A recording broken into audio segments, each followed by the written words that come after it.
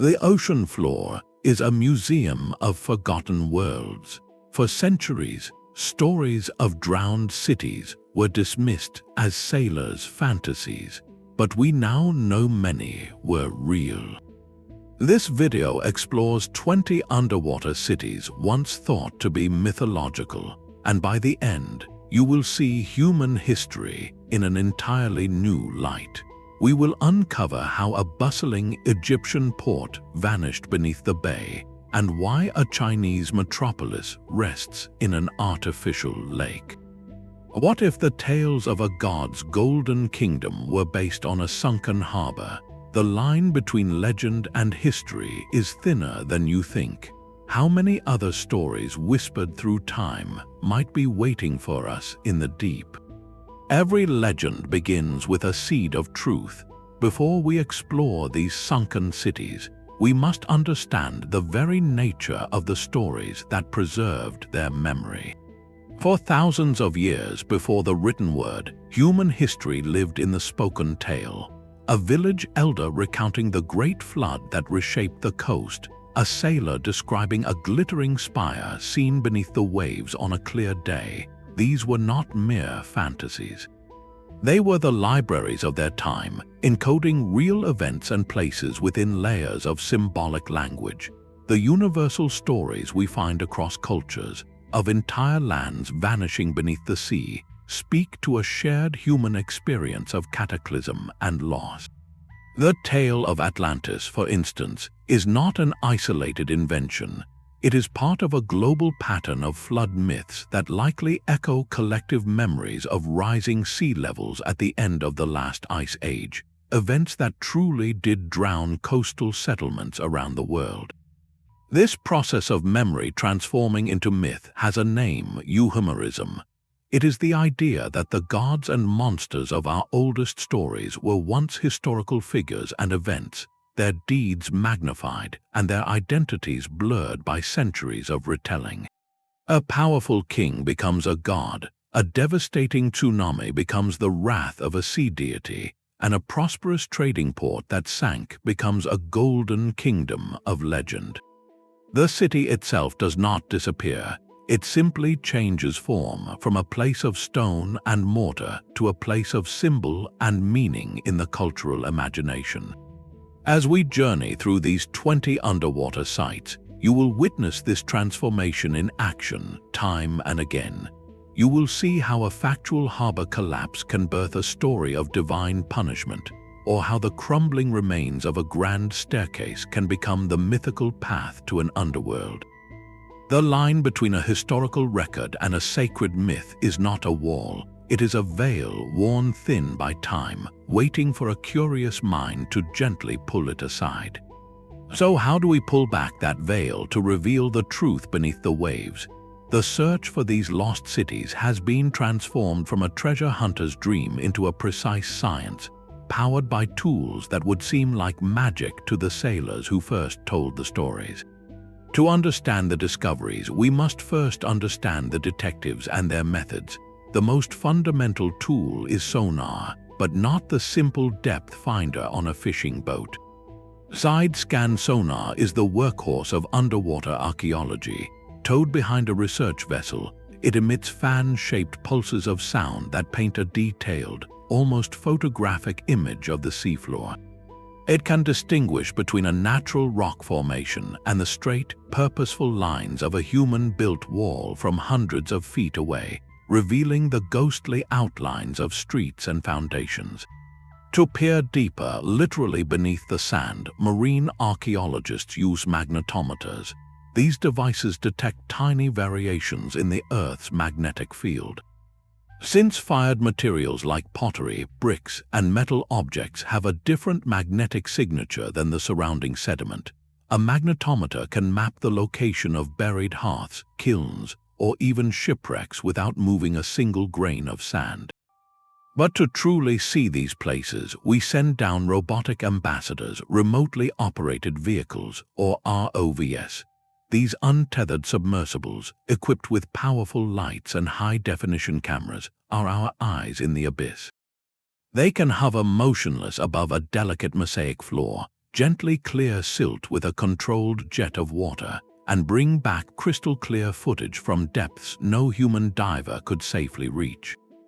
The search often begins far from the water, however, with satellites and aircraft.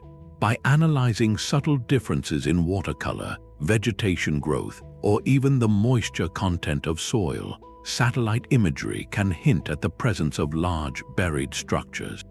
Aerial photography, especially during droughts when water levels are low, has famously revealed the full footprints of settlements lurking just below the surface of lakes and reservoirs. Yet technology alone does not write the history books. The final, crucial element is collaboration. A marine archaeologist might find a stone anchor, but a geologist can identify the quarry it came from, tracing ancient trade routes. A historian can cross-reference that find with clay tablet records mentioning a specific port. By weaving together these threads from different disciplines, researchers can move from simply finding a ruin to understanding its story, its people, and its place in the grand tapestry of human history. This scientific backdrop is what turns myth into verified history. It assures us that what we are about to explore are not just romantic tales, but real, tangible places, patiently waiting in the dark for their stories to be told again. Off the coast of modern Egypt, beneath the gentle waves of Abu Qir Bay, a forgotten gateway to an empire lay silent for over 1,000 years. This is the lost city of Heracleion, known to the ancient Egyptians as Thonis, and its story is one of the most dramatic rediscoveries in underwater archaeology. For centuries, it was considered a legend, a place mentioned in ancient texts and decrees but with no physical trace on any map.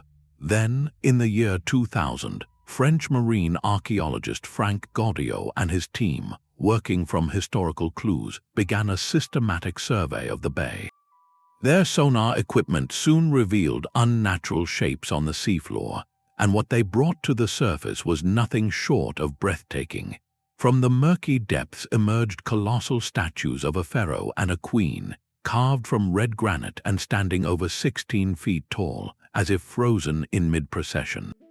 They found delicate gold coins, ceremonial barges, and immense stone blocks inscribed with hieroglyphs and Greek script, all preserved in an incredible state by the protective blanket of sand and clay.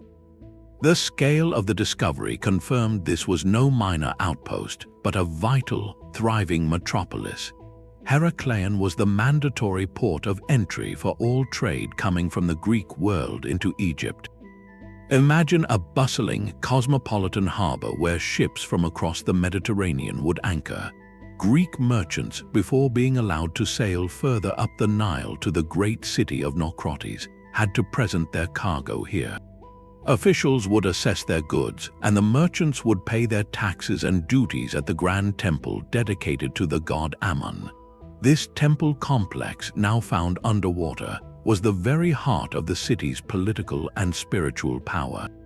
Stone slabs recovered from the site, known as the Decree of Size, actually record this process in stone, proving how the city functioned as the critical customs checkpoint and a melting pot of cultures. It was the linchpin in a vast network of commerce where Egyptian grain, gold, and papyrus flowed out to the world, and wine, silver, and fine pottery flowed in. So what happened to this vital gateway? How does a city of such importance simply vanish beneath the sea? The submersion of Heracleion was not a single, catastrophic event like in the stories, but a slower, inevitable surrender to natural forces. Geologists believe the city was built on a fragile foundation of clay and sediment, already prone to compaction. Over centuries, the weight of its massive stone buildings, combined with a gradual rise in sea levels and the triggering effect of earthquakes, likely caused a phenomenon called soil liquefaction. In essence, the very ground the city stood on turned from a solid to a liquid state during seismic activity, causing structures to tilt, collapse, and sink into the water. This process, occurring around the 8th century AD, was the final chapter. The sea reclaimed the harbor, the memories faded into tales, and Heracleion transformed from a real place into a whispered myth. Its exact location a mystery until modern technology finally illuminated the dark waters that had kept its secrets for so long.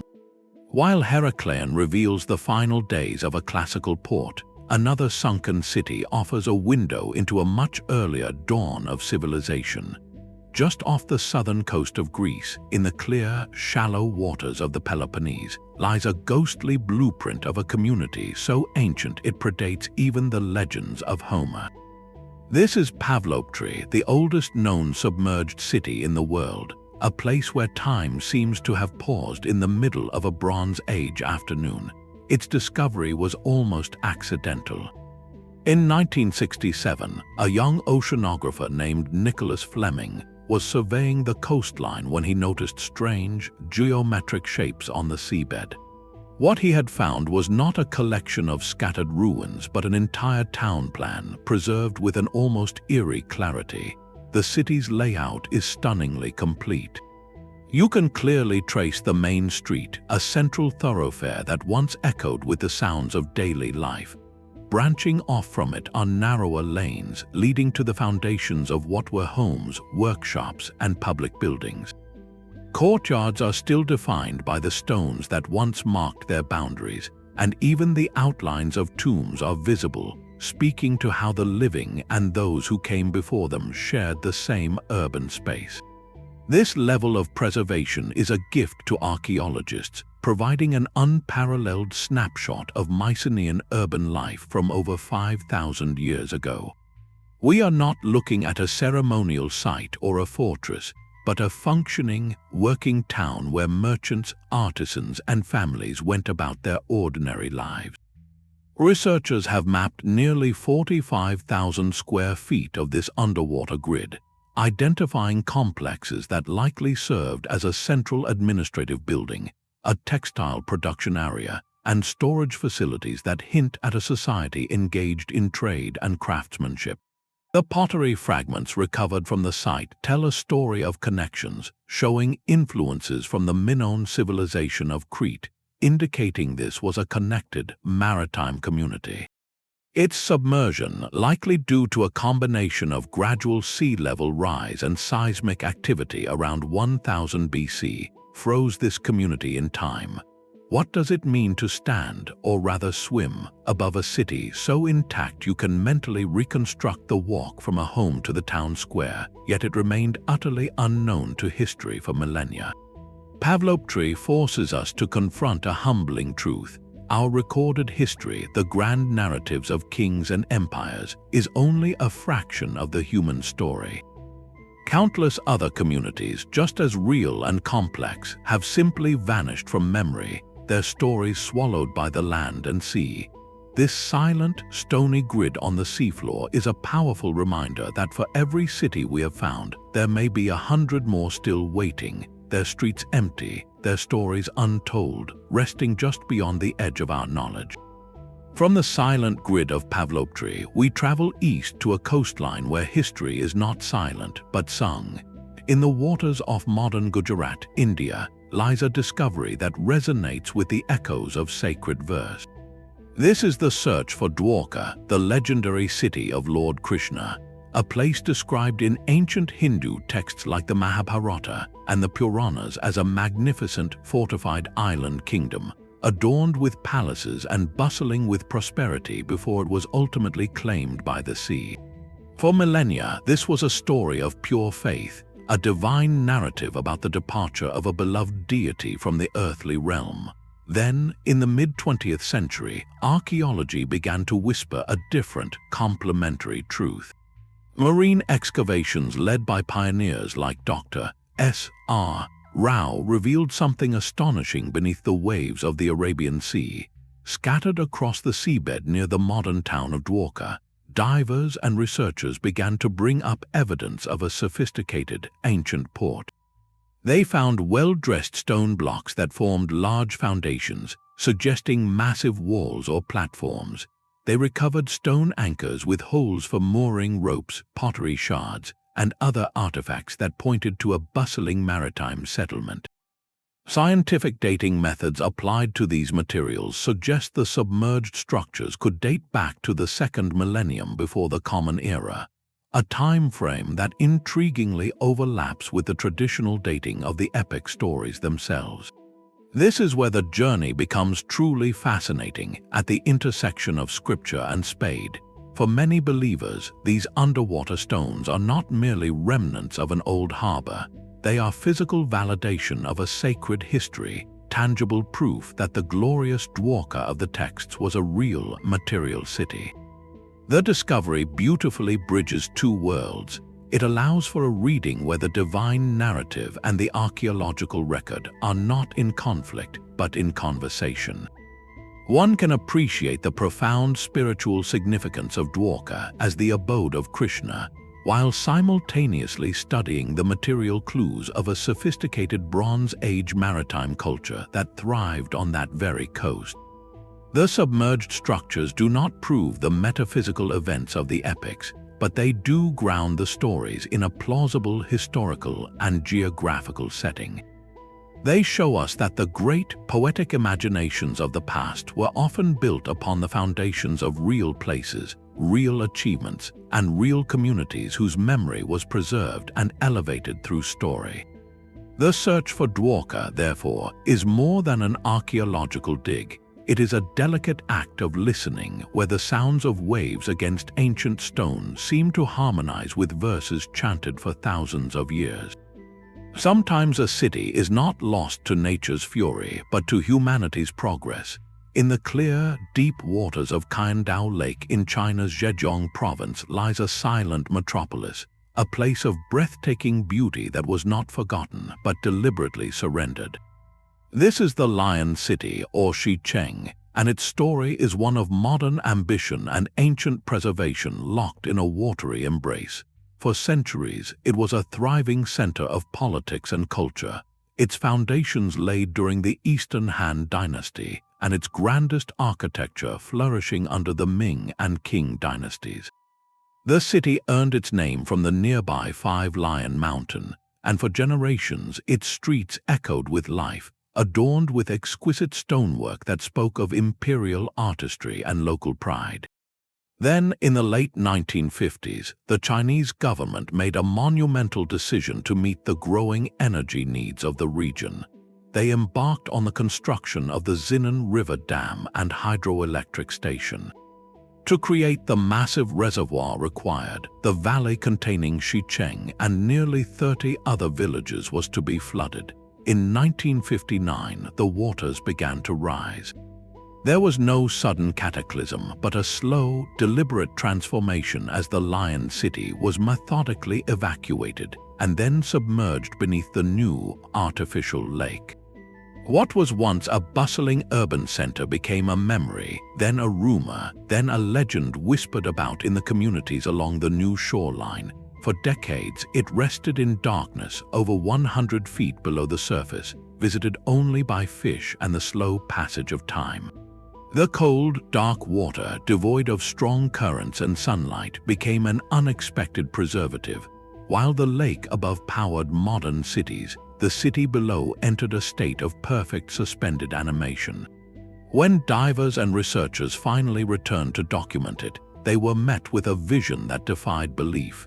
The intricate stonework of the Lion City was not merely intact, it was pristine. They glided over wide ceremonial arches, their surfaces carved with elaborate depictions of dragons and phoenixes, symbols of imperial power and harmony. They swam through the graceful arches of city gates and along the outlines of nearly 300 memorial arches that once honored local dignitaries and scholars. They mapped streets and avenues and even identified the stone foundations of temples and palatial homes, all arranged according to traditional Feng Shui principles. This is not a ruin but a time capsule. The water protected the city from the wind, rain, and human development that would have inevitably worn it away on the surface. In a profound and unintended irony, the very act that erased it from the map also preserved it for the future. Today, the Lion City exists in a dual state, a monument to Ming and Qing dynasty craftsmanship and a sobering reminder of the costs of modernization. It poses a quiet, powerful question: how many other wonders have we sacrificed for progress, and in how many cases was that sacrifice also an act of preservation? Xicheng now belongs to the divers who explore its silent streets, a submerged museum where the past is not broken, but merely waiting perfectly still in the deep, cold dark. A different kind of sacrifice lies beneath the blue waters of the Bay of Naples. Here, the ruins are not of a working port or a sacred city, but of a playground for the ancient world's most powerful. This is Baiae, and its story is a slow-motion tragedy written by the earth itself. In the first centuries of the Roman Empire, Baiae was the ultimate escape, a coastal resort where the elite came to indulge. Emperors like Nero and Hadrian built sprawling villas here, and poets wrote of its beauty and its decadence. It was a place of breathtaking luxury, where marble colonnades framed views of the sea, and intricate mosaic floors depicted scenes of mythology and leisure in dazzling color. The air was filled with the scent of exotic perfumes and the sounds of music, while natural thermal springs promised relaxation and healing. Baiae was the epicenter of Roman pleasure, a symbol of an empire at the height of its wealth and confidence. Yet that very ground beneath their feet was restless. The entire region sits within a volcanic caldera, and the land is subject to a subtle, powerful phenomenon called bradysism. This is not a sudden earthquake, but an imperceptibly slow breathing of the earth, where the ground gradually rises or falls due to the movement of magma and superheated water deep underground. Over centuries, this geological sigh caused the coastline at Baiae to sink. Sections of the luxurious waterfront, piece by beautiful piece, began to slip beneath the waves. Grand villas, their mosaic floors still intact, were gradually inundated by the sea. Pristine statues of gods and emperors found themselves standing not in sunlit gardens, but in silent, aquatic groves. Today, diving in these shallow, sunlit waters is an experience of profound and eerie beauty. Swimmers can glide over the same black and white mosaic floors where senators once walked. They can weave between the stumps of marble columns that now support only schools of fish. A statue of the god Dionysus, arm outstretched, seems to offer a toast from the seabed. The contrast is staggering, the ultimate symbol of Roman leisure now hosting a completely different kind of life. Baiae's fate challenges our deepest assumptions about permanence. It demonstrates that the forces which shape our world operate on a timescale far beyond human ambition. The engineers of Rome could build aqueducts that spanned valleys and roads that crossed continents, but they could not stop the land itself from sinking. This is a humbling lesson that echoes through every city on our list. Whether by sudden cataclysm or by a slow geological sigh, the earth ultimately reclaims what we build upon it. The drowned playground of Baiae asks us a quiet question. If the most powerful civilization of its age could not secure its pleasure palaces, what does that tell us about our own monuments, and what slow forces might already be at work beneath them? But what if the stones themselves refuse to tell a simple story? Off the westernmost tip of Japan, where the Pacific Ocean meets the East China Sea, the seafloor holds a riddle carved in sandstone. Here, near Yonaguni Island, divers encounter a sight that defies easy explanation, a series of massive, monolithic structures rising from the deep. Discovered in 1986 by a local diver, the Yonaguni Monument, as it is often called, is a colossal formation of seemingly terraced platforms, sharp-edged steps, and what appear to be straight walls meeting at perfect 90-degree angles. At first glance, it looks for all the world like the sunken ruins of a ceremonial complex, a grand plaza or a stepped pyramid swallowed by the sea. The sheer scale is breathtaking, with the main structure stretching over 500 feet long and rising nearly 80 feet from the seabed. For researcher Masaki Kimura, a marine geologist who has studied the site for decades, the conclusion is clear. He points to features that seem profoundly unnatural, like two tall, pillar-like stones that stand close together, which he calls the twin pillars. He identifies what look like carved channels, star-shaped patterns, and even a relief that resembles a human face. His controversial theory posits that this is the remnant of a sophisticated civilization, perhaps the mythical lost continent of Mu, dating back an astonishing 10,000 years, a time when this area would have been above water during the last ice age. The implications are staggering, suggesting a rewrite of human history in the Pacific. Yet, the scientific community remains deeply divided. Prominent geologists, including Robert Schoch, who studied the Great Sphinx, argue that the Yonaguni structures are a spectacular example of natural sandstone weathering. The rock in this region is layered and fractured along natural plains, and the powerful currents of the area can erode it into remarkably geometric shapes. The seemingly tool-marked surfaces could be the result of persistent underwater erosion and bioerosion, where marine life weakens certain layers. The right angles and steps may simply be where giant rectangular blocks have cleaved away along their natural fault lines and tumbled into place. This is the heart of the controversy, a classic clash between pareidolia, our human tendency to see familiar patterns in random shapes, and the possibility of a genuine archaeological anomaly. There are no pottery shards, no tools, no human remains found in direct association with the monument to provide the smoking gun that archaeologists require. The Yonaguni monument stands, or rather rests, in a profound gray area. It forces us to confront the limits of our own perception and the strict standards of proof in science. It is a powerful reminder that not every mystery beneath the waves will surrender a neat answer. Sometimes, the most important function of a discovery is not to provide a solution, but to hold open a door in our imagination, to allow us to wonder, just for a moment, what incredible chapters of the human story might still be missing from our history books, waiting silently in the dark. The sea holds more than forgotten cities. It holds the final chapters of legends. Off the modern coast of Alexandria, Egypt, the Mediterranean guards the last remnants of a queen's world.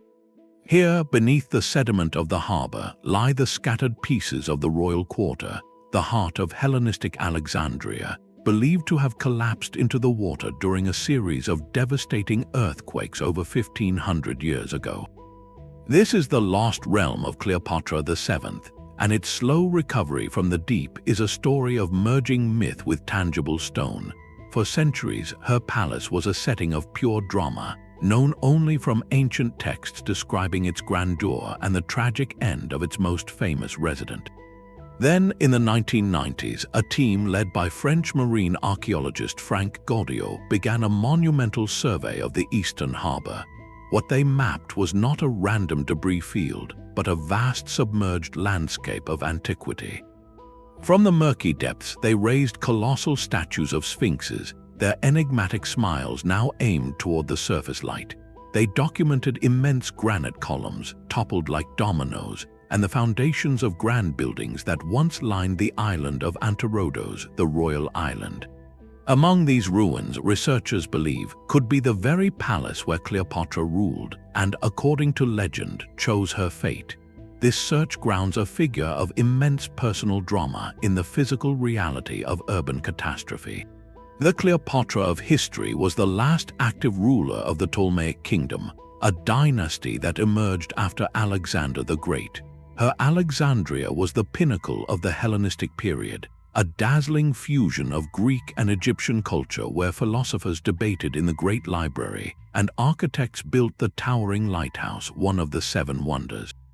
The city was a true melting pot, and the underwater finds reflect this. Statues bearing Greek artistic styles alongside Egyptian religious symbols. Every artifact pulled from the harbor mud, every mapped foundation stone, is a piece of that cosmopolitan world. It shifts our perspective from the romanticized tale of a doomed queen to the archaeological evidence of a vibrant capital struck by geological misfortune. The earthquakes that sent these stones tumbling did not just destroy a palace, they erased the physical nerve center of an era. Finding it again does more than validate stories. It allows us to walk, in a sense, through the same spaces where history's great personal narratives and sweeping cultural currents once converged, reminding us that even the most legendary lives were lived in very real and very fragile places. Far from the sunlit shallows of ancient resorts, the ocean's deepest shadows conceal the most enigmatic hints of all. In 2001, a Canadian exploration company was conducting a routine sonar survey of the seafloor off the western coast of Cuba when their instruments revealed something extraordinary. At a staggering depth of over 2,000 feet, the sonar images showed a series of vast geometric formations spread across the seabed. The shapes appeared to be symmetrical, with what looked like smooth, flat plains and structures resembling pyramids and concentric circles, all laid out with an order that seemed to defy random chance. The scale was immense, covering an area larger than many modern urban centers. For those who first saw the images, the implication was breathtaking. Could this be the remnants of a vast, sunken city, perhaps even a megalithic complex built by a civilization lost to prehistory? The depth alone fueled the speculation, as such a location would have been above water only during the last ice age, over 10,000 years ago, a time that predates the Great Pyramids of Egypt by many millennia. The idea captured the public imagination, suggesting a radical rewrite of human history in the Americas, a potential Atlantis in the Caribbean. Yet, this discovery exists almost entirely within the realm of the digital echo. The scientific community has maintained a stance of profound skepticism, and for understandable reasons. The primary evidence remains those initial sonar images, which, while intriguing, are open to interpretation. Geologists point out that nature is a master of creating convincing illusions. Deep-sea volcanic activity, plate tectonics, and unusual sedimentation can produce remarkably geometric formations. Without physical proof from the site itself, it is impossible to say whether these shapes are the work of human hands or the patient, sculpting work of geological processes. The extreme depth presents an almost insurmountable barrier to conventional exploration, placing it far beyond the reach of scuba divers and requiring incredibly expensive, specialized submersibles for any direct investigation. This is the stark frontier of deep-sea archaeology, a place where technology gives us glimpses but not yet answers. The structures off Cuba represent the tantalizing, unresolved question mark at the edge of our maps. They remind us that for all our advanced tools, the vast majority of the ocean floor remains unseen and unexplored by human eyes. What we have found so far, the Heracleions and the Pavlopetris, might only be the shallowest chapters of a much longer, deeper story. The deep sea guards its secrets with immense pressure and perpetual night, offering only whispers on a sonar screen, inviting us to wonder just how much of our own past is still waiting in the abyss, known only by the silent, stony shapes it leaves behind. The legends of the deep sea are not always ancient. In the shallow, misty waters of Germany's Wadden Sea, a medieval morality tale lies half buried in the tidal mud. This is the lost town of Rungholt, a prosperous Frisian settlement whose name became synonymous with divine retribution. For centuries, its story was told as a stark warning, a parable of hubris punished by the elements. According to lore, Rungholt in the 14th century was a town of immense wealth, its merchants growing rich from trade, but also from arrogance. The tales describe a community so decadent that its citizens mocked the church, even going so far as to make a priest give last rites to a pig. For this sin, the story goes, a catastrophic storm surge in 1362, known as the Groot Mandrink or Great Drowning of Men, was sent by God to swallow the town whole, leaving no trace behind but a haunting folk song. For generations, Rungholt was the German Atlantis, a mythic place used to teach lessons about humility and the awesome power of nature. Then the tides began to reveal the truth. The Wadden Sea is a vast intertidal zone where the North Sea retreats twice daily to expose miles of flat, wet sand. During exceptionally low tides, the mud gives up its secrets. Over the last century, researchers and locals walking the exposed seabed have found undeniable proof. They have mapped the outlines of house foundations, the rings of old wells, and the remnants of a system of dikes that once tried to hold back the sea. Artifacts like pottery, tools, and even a small, carved wooden altar piece have emerged from the silt, confirming that a significant trading settlement did exist exactly where the legends placed it. The town was real, and it was indeed destroyed by that monstrous storm surge. The poetic power of Rungholt lies in its intermittent visibility. Unlike a city permanently lost to the deep, Rungholt's remains play a constant game of peek-a-boo with the present. For a few hours, when conditions align, the past literally surfaces. You can stand on the wet sand and see the ghostly imprint of a street where people walked 7 centuries ago. Then the tide returns, the North Sea rushes back in, and every trace vanishes beneath the murky water once more. This cyclical disappearance and reappearance makes it a powerful symbol of memory itself, how history can briefly come into focus before receding again into the fog of time. The myth of divine punishment fades, replaced by a more universal and perhaps more poignant understanding, a story of a community that built its wealth upon a fragile coast, only to be overcome by the very environment that sustained it. Rungholt is not just a sunken city, it is a reminder that our stories of the past are often layers, where a real tragedy becomes a moral lesson, and where the physical evidence waits patiently in the mud, ready to surface when we are ready to look. 9,000 years ago, long before the pyramids or the first cities of Mesopotamia, a community gathered stones on the coast of the eastern Mediterranean. Today, that gathering place rests under the sea off the coast of Israel, a ghostly village known as Atlit. This is not a city of kings or merchants, but a settlement from the very dawn of settled life, a time when humanity was just learning to farm the land and build permanent homes. Its discovery rewrites our understanding of the Neolithic revolution, not as a simple historical footnote, but as a complex, fully realized human experience. The site is breathtaking in its completeness. Divers have mapped a vast area containing foundations of rectangular houses, a deep, stone-lined well that once provided fresh water, and an arrangement of massive stones set in a semicircle, a possible ritual site that echoes the mysterious stone circles found across Europe. This was a functioning village with a social and spiritual life, a place where people lived, worked, and very likely worshipped together. Perhaps the most profound and poignant discoveries at Atlit are not the structures but the people themselves. Among the submerged ruins, archaeologists found the resting places of the village's inhabitants. Studies of these remains revealed something startling: the earliest known cases of tuberculosis in human history. This changes everything. It shows us that the challenges of community living, including the spread of infectious illness, emerged alongside our very first villages. Health and hardship were part of the human story from the very beginning of settled society. The sea that claimed this village also became its perfect preserver.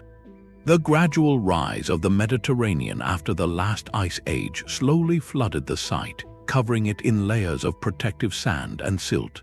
This environment, devoid of oxygen, safeguarded materials that would have vanished on land. Researchers have recovered the fragile bones of fish and animals, revealing a diet that mixed farming with fishing. They found ancient seeds and plant remains, offering a direct window into the crops these early farmers cultivated. Atlit is a time capsule from a pivotal moment, a snapshot of humanity in transition. It shows us that 9 millennia ago, people were not just surviving, they were building community, creating ritual, facing disease, and navigating a changing climate as their world literally sank around them. Their story is a powerful mirror, reminding us that the foundations of society, both its profound achievements and its inherent vulnerabilities, are far more ancient than we often realize. The power of a story can survive for 1,000 years, waiting for the moment when nature itself decides to turn the page. On the coast of Tamil Nadu, India, the sea whispers an ancient tale of 7 magnificent temples, known as the 7 Pagodas. For generations, fishermen and locals spoke of 6 glorious structures that once stood beside the famous shore temple, only to be claimed by the ocean in a single night of divine displeasure. To outsiders, it was another beautiful myth, a poetic explanation for the relentless power of the sea. Then, on a December morning in 2004, the ocean drew a deep breath. The great tsunami that devastated coastlines across the Indian Ocean struck with terrifying force. But just before the colossal wave hit the shore at Mahabalipuram, something extraordinary happened. The water receded, pulling back hundreds of feet in a sudden, shocking withdrawal. For a few brief moments, the exposed seabed revealed what the legend had always claimed. People on the beach saw the outlines of stone walls, rows of large stone blocks, and the clear shapes of man-made structures where only water had been. The tsunami, a force of immense tragedy, had acted as a fleeting, unintended archaeological survey, pulling back the curtain on a sunken world. Subsequent scientific investigations confirmed the sighting. Marine archaeologists from organizations like the National Institute of Oceanography systematically mapped the area, discovering not one, but a series of submerged ruins spread across the seabed. They found large stone slabs, fallen walls, and the remains of a lengthy, submerged compound. These were not random stones, but the architectural fragments of a significant temple complex, dating back to the Pallava dynasty that ruled the region between the 6th and 9th centuries. The Pallavas were master artists in stone, and the surviving shore temple is a testament to their genius, a UNESCO World Heritage Site carved from solid granite with breathtaking precision. The submerged structures share this legacy. They represent the lost companions to this masterpiece, likely part of a grand, coastal sacred site where the boundary between land and sea was meant to be blurred, reflecting a cosmology where the divine was present in both elements. The validation of the 7 Pagodas legend is a profound moment for cultural memory. It demonstrates that oral histories are not mere fiction. They are often compressed records of real, cataclysmic events, passed down through countless generations. A sudden, massive flood that destroyed a coastal complex could easily transform over centuries into a story of gods swallowing temples in a single night. This discovery does more than add another ruin to our list. It changes how we listen. It asks us to treat the folklore of coastal communities around the world with new respect, as potential archives of geological history. When elders speak of lands that sank long ago, they may be preserving the memory of tsunamis, earthquakes, or rising seas that archaeology is only now beginning to trace. The waters off Mahabalipuram remind us that sometimes the keys to the past are held not in libraries, but in the stories sung by the sea itself. The gods of myth were not distant figures, but forces believed to walk the very earth and sea. In the winter of 373 before the Common Era, the people of Helike learned this truth with terrifying finality. A prosperous city-state on the Gulf of Corinth, Helike was a respected member of the Achaean League, known for its wealth and its powerful navy. It was also the center of the worship of Poseidon, god of the sea, earthquakes, and horses. The city was so closely tied to the deity that it housed the ancient sanctuary of the Heracleion Poseidon, a site where representatives from across the Greek world would gather for festivals and games in his honor. The citizens saw themselves as under the special protection of the Earth Shaker. Then, one fateful night, the patron god's domain asserted itself with overwhelming force. Ancient historians like Strabo and Diodorus Siculus recorded the event in stark detail. A powerful earthquake struck the region, shaking the land violently. As the ground convulsed, the city itself began to sink. Moments later, a colossal tsunami, generated by the seismic displacement, rushed in from the Gulf to complete the destruction. By morning, Helike was gone.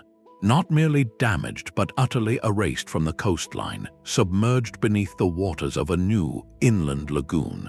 The city and its inhabitants vanished, leaving behind only stunned survivors and a story that would echo through antiquity as a chilling lesson in divine caprice. For centuries, the precise location of Helike was one of Greece's great historical mysteries. Ancient writers pointed to the general area, but the landscape had changed, and the ruins seemed to have been swallowed without a trace. Some speculated it lay under the waters of the Gulf, others beneath the coastal plain. The breakthrough came in the late 1980s and 90s, not from diving but from digging. Two archaeologists, Stephen Soter and Dora Katsanopoulou, proposed a different theory. They suggested that the city was not at the bottom of the sea, but buried under centuries of silt and gravel deposited by nearby rivers, a process called sedimentation. Using geological surveys and historical texts as a guide, they began to excavate in the coastal plain. Their hunch was correct. They found the lost city not underwater, but underground, encased in a thick, waterlogged layer of clay and shells that had perfectly preserved its remains. The excavations revealed a tragic snapshot, a bustling classical Greek city frozen in a single moment of disaster. They uncovered the foundations of buildings, cobbled streets, pottery, coins, and even a possible metal workshop, all lying in a layer of destruction sealed by the lagoon sediments. The discovery was a triumph of interdisciplinary work, merging geology, history, and archaeology to solve a puzzle over 2 millennia old. The profound irony of Helike's story is impossible to ignore. A city that dedicated itself to the god of earthquakes and the sea was destroyed by the very phenomena it sought to appease. For the ancient Greeks, this was not irony, but a clear narrative of hubris and punishment, a theme central to their worldview. The fate of Helike served as a powerful, real-world allegory, a grounding of mythological concepts in catastrophic reality. It showed that the forces the gods personified were not just stories, but tangible, terrifying powers that could reshape human destiny in an instant. Helike's legacy is a dual one, a cautionary tale about the fragility of human endeavor in the face of nature's immense power, and a stunning archaeological demonstration that even the most myth-shrouded past can be brought back into the light, one careful layer of earth at a time.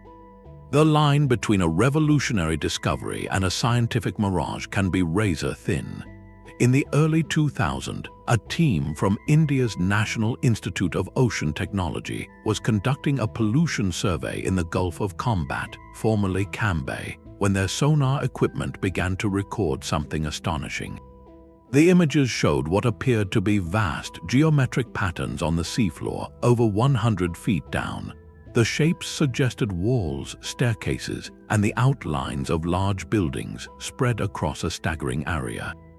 The initial announcement was electrifying, suggesting the remains of a city older than any known civilization in the subcontinent.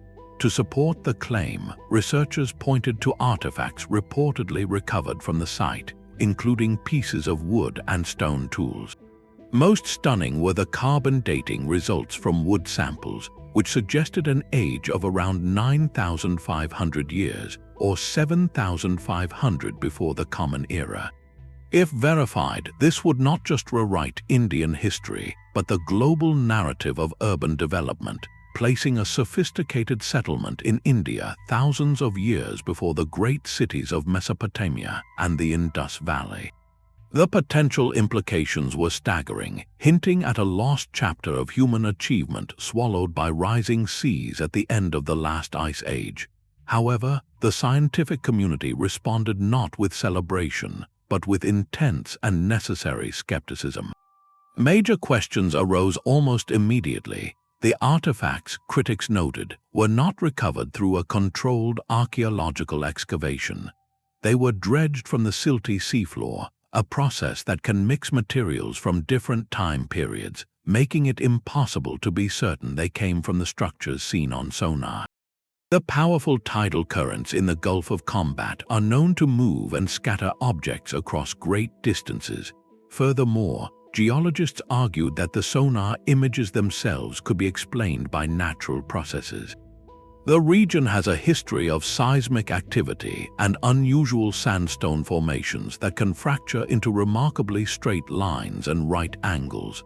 Without direct, systematic investigation of the site by archaeologists who could document the context of any find, the evidence remained tantalizing but deeply problematic.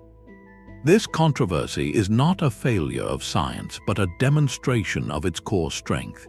Extraordinary claims demand extraordinary evidence, and the standard of proof for rewriting history is rightly set very high.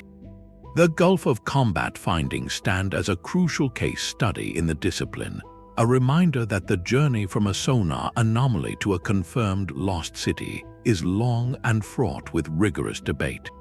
It highlights the essential role of peer review and methodological caution. While the dream of a 9,000-year-old metropolis is captivating, the scientific process requires more than captivating dreams. It requires irrefutable proof, carefully gathered and meticulously analyzed. For now, the structures in the Gulf remain an enigmatic question mark, a powerful lesson that the most exciting discoveries are those that can withstand the hardest questions. Sometimes the past is not hidden in the abyss, but resting just beneath the surface of our holiday destinations. In the stunningly clear, turquoise waters of Elander Bay on the island of Crete, the ancient Dorian city of Aulis invites a different kind of exploration. You do not need a research submarine or specialized diving gear here, only a mask and snorkel. As swimmers glide over the sandy bottom, the ghostly outlines of a once proud city-state emerge from the haze. Straight, orderly lines of stone reveal the foundations of homes and public buildings. Sections of the old city wall, built from massive blocks, stand like submerged sentinels, their tops sometimes breaking the surface at low tide. The most breathtaking sight, however, lies in the center of this aquatic ghost town, a vast and intricate mosaic floor, perfectly preserved on the seabed. Its colorful tesserae depict playful dolphins weaving between the symbols of Greek gods, a vibrant artwork that once adorned a wealthy citizen's villa or a public space, now viewed by fish and curious snorkelers alike. This was not a backwater village, but a significant and independent political power. Aulis minted its own coins and formed alliances, its treaties carefully inscribed on stone pillars for all to see. One such agreement, a famous inscription now in a museum, records a pact of mutual defense and shared citizenship between Aulis and its powerful neighbor, the city of Lotto. This stone diplomacy underscores that Aulis was a player in the complex world of classical Crete, a community with its own laws, its own economy, and its own voice. Its gradual submersion, likely due to the same seismic activity that shapes much of the Aegean, did not erase it, but transformed it into an open-air, or rather open-water, museum. The accessibility of Aulis is what makes it so special in our journey. It represents a seamless blend of past and present, where history is not locked away in a case but is part of the living landscape. Tourists floating above the mosaic are engaging in a form of casual public archaeology, their recreation literally overlapping with ancient recreation. It prompts a wonderful question: how many other coastal ruins are we swimming over without even knowing, their stories whispering just below the gentle lapping of the waves? A straight line under the sea is a siren call to the imagination. In the clear, shallow waters off the coast of Baiae in the Bahamas, divers encounter one of the ocean's most famous riddles, a long, paved pathway of massive rectangular stones known as the Baiae Road. Discovered in 1968, the formation consists of hundreds of limestone blocks, many appearing to be cut at right angles, arranged in a neat, linear path nearly half a mile long along the seafloor. For many, the first glimpse of this orderly structure was an electric moment, seeming to confirm ancient prophecies. The famous psychic Edgar Cayce had spoken of a lost continent called Atlantis, predicting that a portion of its ruins would be discovered near Baiae in the late 1960s. To his followers, this was not a coincidence, but a prophecy fulfilled, a tangible piece of the legendary Sunken kingdom finally revealed. The visual evidence seemed compelling. Here was what looked unmistakably like a paved road or a collapsed wall, a clear sign of intelligent design from a forgotten age.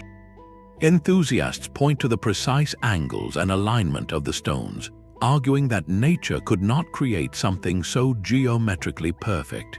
They propose it could be a ceremonial causeway, a harbor breakwater, or even a foundation for a structure long since washed away, all remnants of a sophisticated pre-Columbian culture, perhaps even Atlantean. The emotional drive behind this interpretation is powerful, speaking to a deep human yearning to connect with a grand, mysterious past.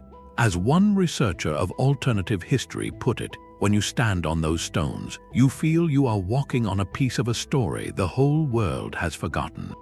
Yet the scientific community offers a different, more geological story. Experts in coastal processes, like geologist Eugene Shin, have studied the formation extensively. They explain that the Baiae Road is a classic example of beach rock, a natural phenomenon common in tropical environments. Beach rock forms when loose sand and shell fragments on a beach become cemented together by calcium carbonate, which precipitates from seawater as it filters through the sand. Over time, this creates a solid layer of sandstone right along the shoreline. As sea levels slowly rise or the coast erodes, this solid sheet fractures. The natural fracture lines in sedimentary rock are often straight and can create remarkably rectangular blocks. These blocks then tumble into the water, where currents can align them into linear formations that look deliberately placed. The geologist's perspective is that we are not looking at cut stone, but at naturally broken stone, not a constructed road, but a fractured shoreline. This explanation is supported by core samples taken from the blocks, which show the same internal structure as the nearby beach, and by the presence of similar, though less photogenic, beach rock formations all around the Bahamas. The Baiae Road, therefore, sits at a fascinating crossroads. It is a case study in how our minds seek pattern and meaning, especially when confronted with the unknown depths. The human desire to find lost civilizations in every anomaly is a psychological drive as compelling as any archaeological discovery.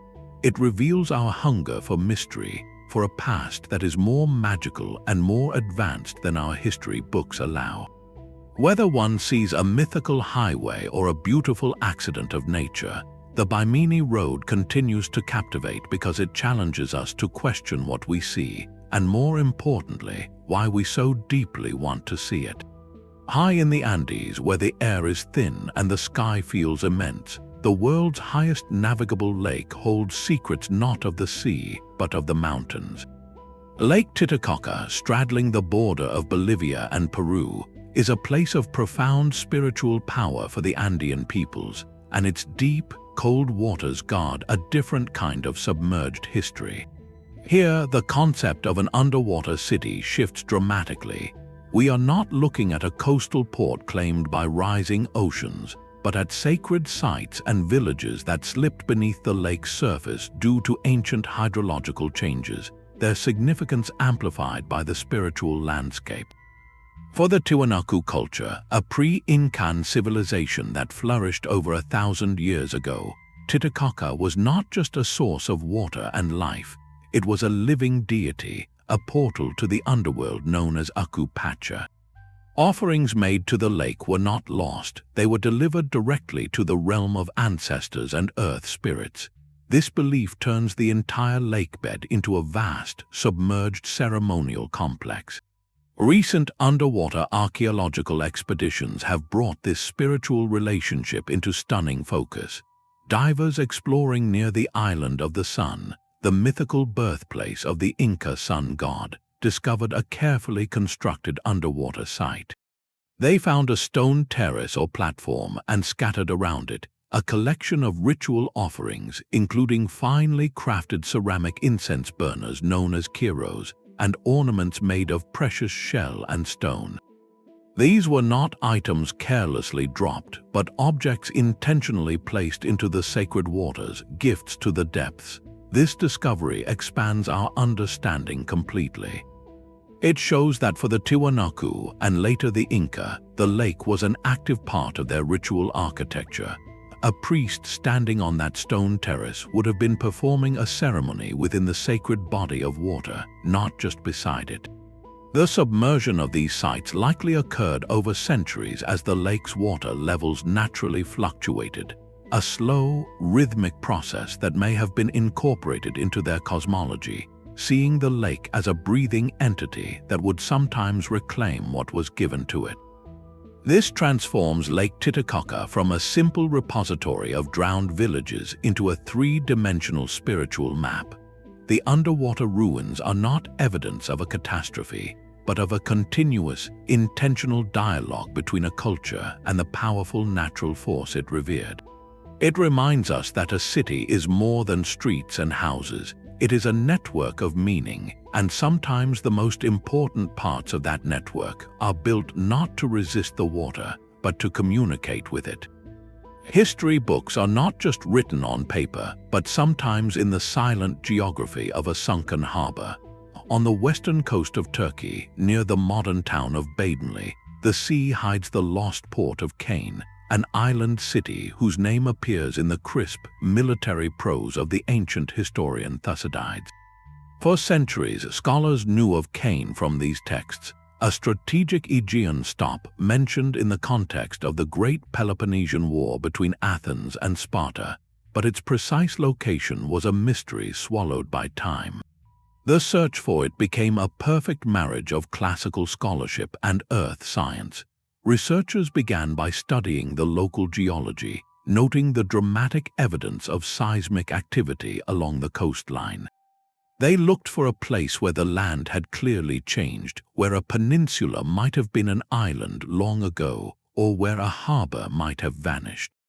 Their investigations pointed to a specific bay, and underwater surveys soon revealed the telltale signs, the submerged remains of ancient breakwaters and harbor walls lying in the quiet deep. To confirm this was indeed Kane, archaeologists turned to the most reliable timekeepers of all, pottery shards.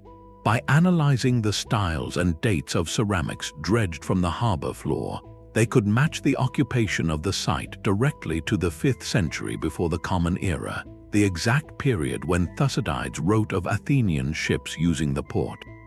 This was no mythical city of gods, but a logistical node in a very human conflict, a place where triremes were repaired and crews resupplied during the long, grinding war for dominance of the Greek world. The cause of its disappearance is a familiar tectonic story in this volatile region. Kane was built directly atop an active fault line. Geologists believe that a series of earthquakes, likely over an extended period, caused the land to subside, gradually lowering the harbor and its structures until the sea claimed them completely. This slow sinking, driven by the restless earth, contrasts sharply with the sudden, divinely wrought cataclysms of legend.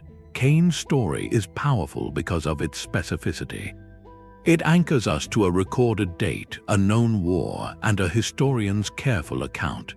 It represents one end of a spectrum in our underwater discoveries, where the find validates a precise historical footnote. At the other end are places like Dwarka or the 7 Pagodas, where the discovery validates a centuries-old cultural narrative.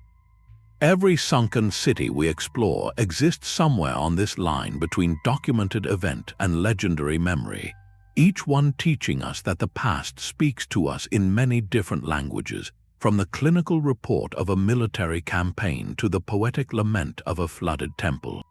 The stones of Malta hold a riddle that does not end at the shoreline. Across the sun-baked limestone plateaus of the islands, a network of mysterious parallel grooves is carved deep into the rock. Known as the cart ruts, these dual channels run for miles, sometimes converging into complex junctions like prehistoric railway switches, their purpose and origin lost to time. The most enduring theory suggests they were created by the repeated passage of wheeled carts over centuries, wearing down the soft stone as they transported heavy loads of soil or stone. Yet no one knows for certain what was being moved or why the paths were laid with such permanence.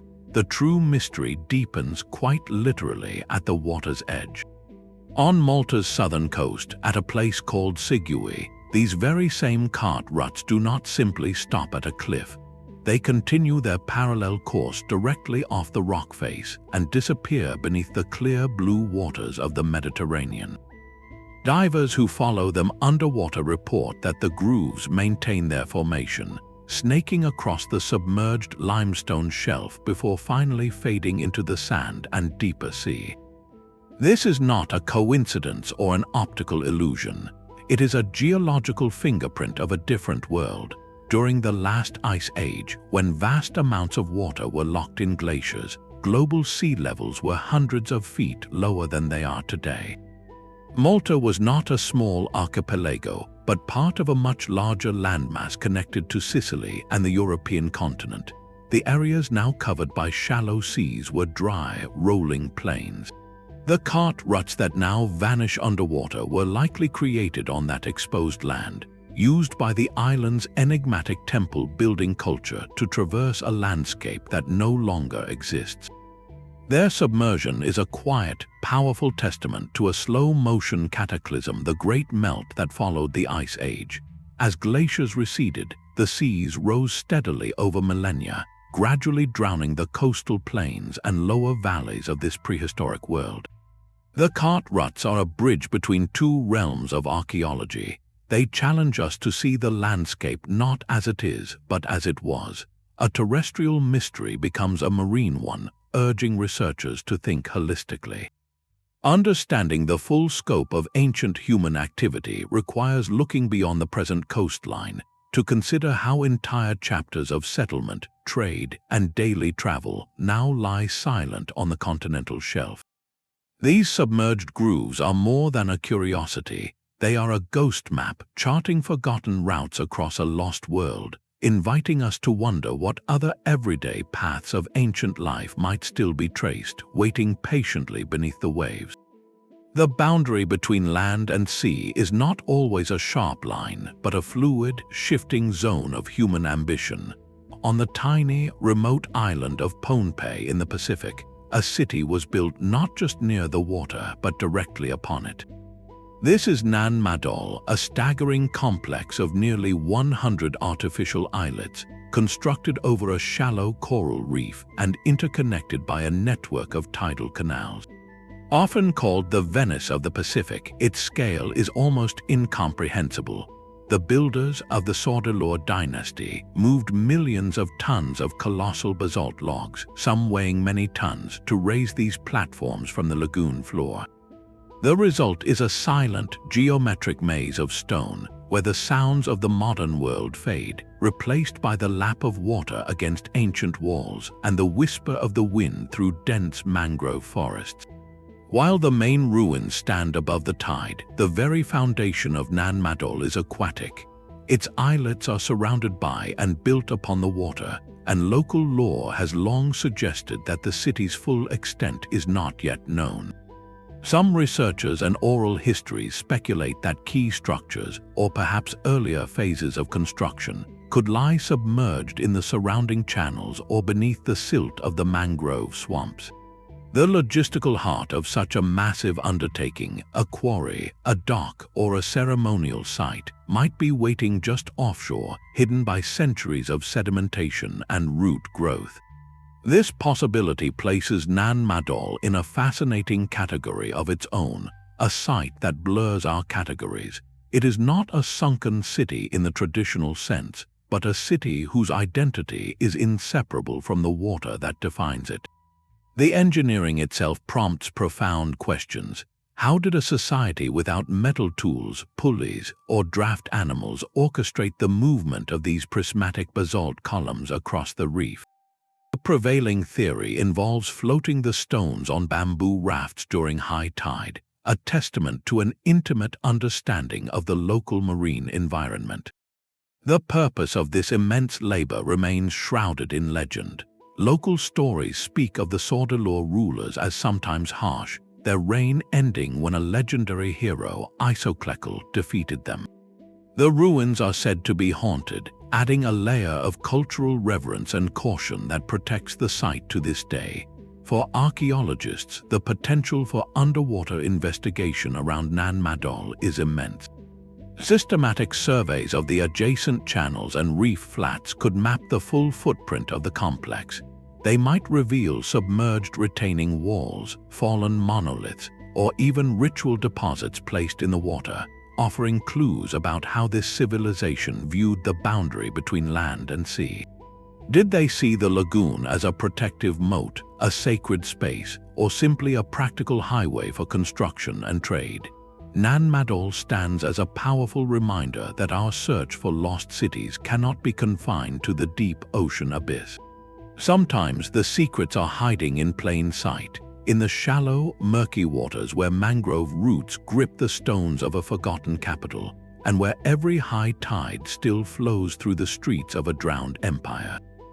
Our final destination is not a single city, but an entire lost continent. Beneath the grey, churning waves of the North Sea, between the coasts of Britain and Denmark, lies the ghost of a world called Doggerland. For thousands of years, this was not sea but land, a vast, low-lying plain of rolling hills, dense forests, and meandering rivers that connected the British Isles to mainland Europe. It was a rich ecosystem, teeming with wildlife, and home to communities of Mesolithic hunter-gatherers who followed herds of deer and aurochs through its wooded valleys. Then, as the last ice age retreated, the glaciers melted and the seas began their inexorable rise. Around 6,500 years before the Common Era, the final hills of Doggerland were overwhelmed, and the North Sea was born, swallowing a landscape twice the size of modern Britain. This was not the loss of a city, but of an entire world, a complete chapter of human prehistory and natural history erased from the map and from memory. For centuries, fishermen working these rough waters have pulled up strange trophies in their nets, not just fish, but the bones of mammoths and lions, finely crafted flint tools, and even pieces of peat containing ancient tree roots. These were the first fragmented clues that the seabed was not a barren wasteland, but a drowned landscape. Modern scientific surveys have since painted a startlingly detailed picture of this sunken realm.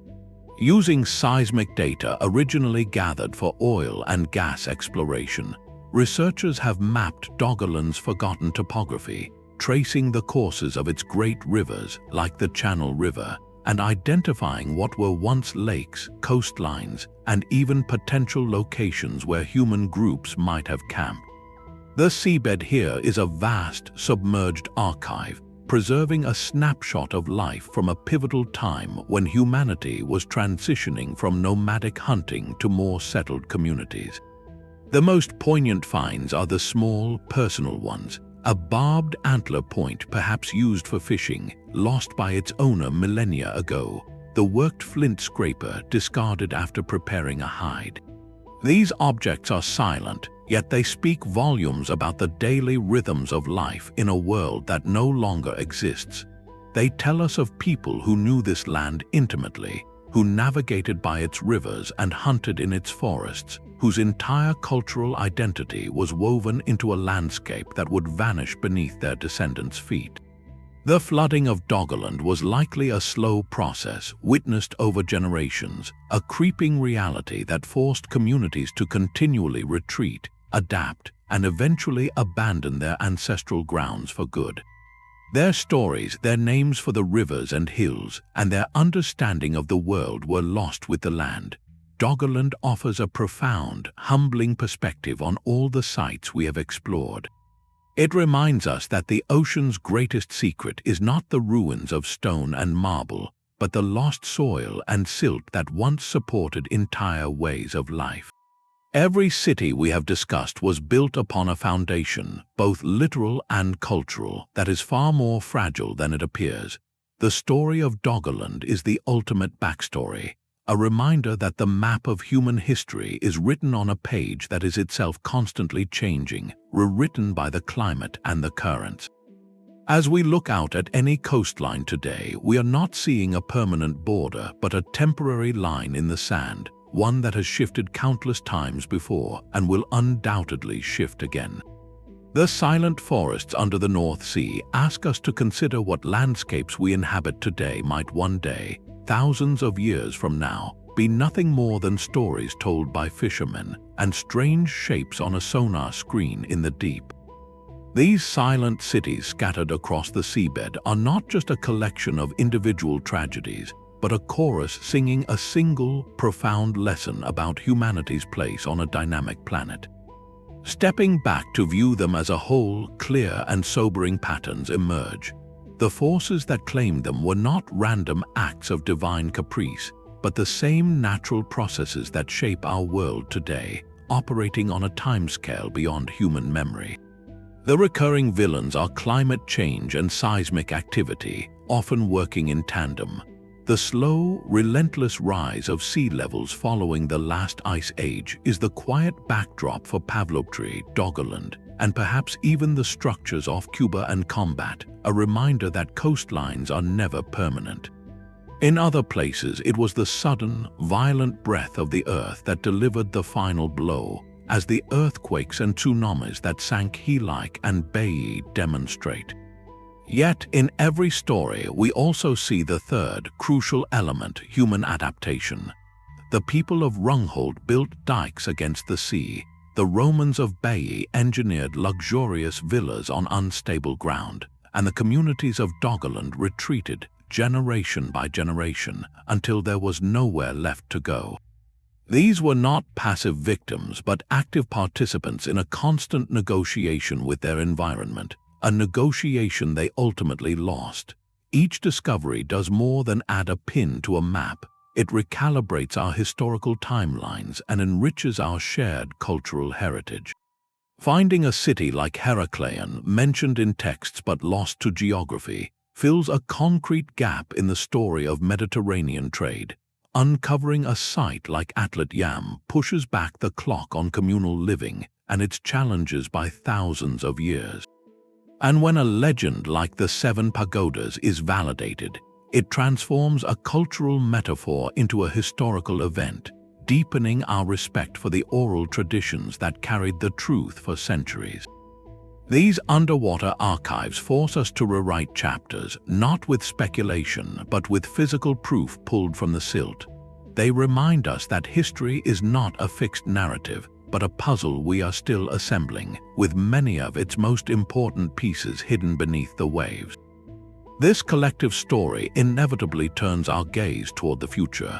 We live in an era defined once again by rising seas, this time accelerated by our own actions. The cities we have explored pose a haunting, reflective question. Are the coastal megacities of today quietly becoming the underwater myths of tomorrow? The parallels are impossible to ignore. We too build on fragile coastlines and reclaimed land, trusting in our engineering to hold back the ocean. The lesson from these sunken worlds is not one of inevitable doom, but of profound humility. They show the breathtaking fragility of even the most powerful civilizations when confronted with the immense, patient power of the natural world. A king's palace is no match for a shifting tectonic plate, and a merchant's fortune means nothing when the harbor floor turns to liquid.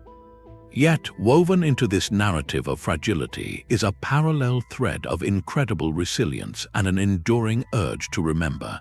The very myths that grew around Dwarka, Rungholt, and Heracleion are testaments to this. The communities that survived did not forget, they storified. They transformed raw loss into narrative, embedding warnings, identities, and meanings into the catastrophe so that the place, though gone, would live on in memory. This human impulse to rebuild and to recount is our greatest counterpart to nature's power. It tells us that while our physical creations may be temporary, our stories and the drive to uncover them are not. These 20 cities, once thought to be mere myths, now stand as beacons from the deep, illuminating the long, complex, and deeply human dance between building, losing, and forever searching for what was left behind. From the sunken statues of Heracleion to the drowned forests of Doggerland, this journey across 20 lost worlds has been a testament to a simple, powerful truth. Our oldest stories are rarely pure fiction. They are memories in disguise, maps drawn in poetry and myth that lead us back to real places. We have watched as science gently pulled back the veil on legend, not to diminish the wonder, but to deepen it. Each discovery, whether a perfectly preserved mosaic floor or a ghostly grid of streets, reveals a shared human experience of building, thriving, and ultimately facing the immense forces of a changing world. These sites teach us that disaster and memory are intertwined, that communities transformed raw loss into narrative, ensuring that a city swallowed by waves would live on in song and warning for generations. The real monument is not just the stone we recover, but the story that refused to die. This exploration invites a shift in perspective, to listen to the old tales not as simple fables, but as potential archives holding clues written in the language of flood and stone. History, it turns out, has always had a second volume, one not kept in libraries, but resting in the quiet dark of the continental shelf, waiting for its pages to be turned by a curious light. If these aquatic mysteries have captivated you, there are countless more stories waiting in the deep. Subscribe to join us for more journeys into the forgotten corners of our past. And we would love to hear from you. Which of these underwater cities, from the luxurious playground of Baiae to the sacred waters of Lake Titicaca, captured your imagination the most? Share your thoughts in the comments below.